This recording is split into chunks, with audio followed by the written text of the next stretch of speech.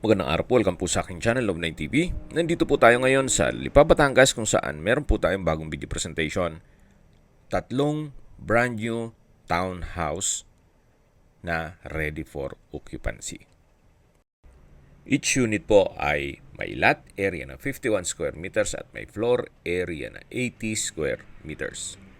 May 2 bedrooms, 2 bathrooms, 1 carport, may fence and gate, tubig at kuryente, at ito'y titulado. Kaya wala po kayong maging problema sa documentation o sa transfer ng title. Ito po yung living area o salas na kung saan ito'y naka-tile flooring, at dito naman po yung dining area. Sa dulo naman po yung formal kitchen na may kitchen countertop, aluminum wall-mounted kitchen cabinet, at dito naman po yung service area.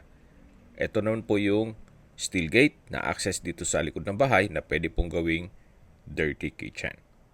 So balik po ulit tayo dito sa loob. Yan po yung formal kitchen, then yung dining, at ito po yung common toilet and bath na maayos naman ng toilet fixtures. So dito naman po yung hagdan.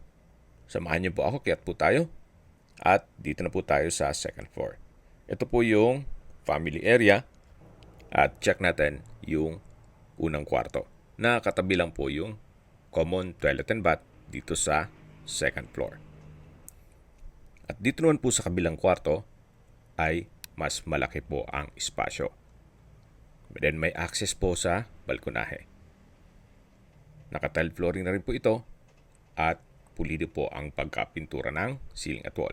Binebenta po ito ng owner sa halagang 2.5 million pesos. Napakamura na po. At wala na po kayong ipapagawa dito. Kung may mga katanungan po kayo, tawag lang po kayo sa aking numero. Maraming salamat po.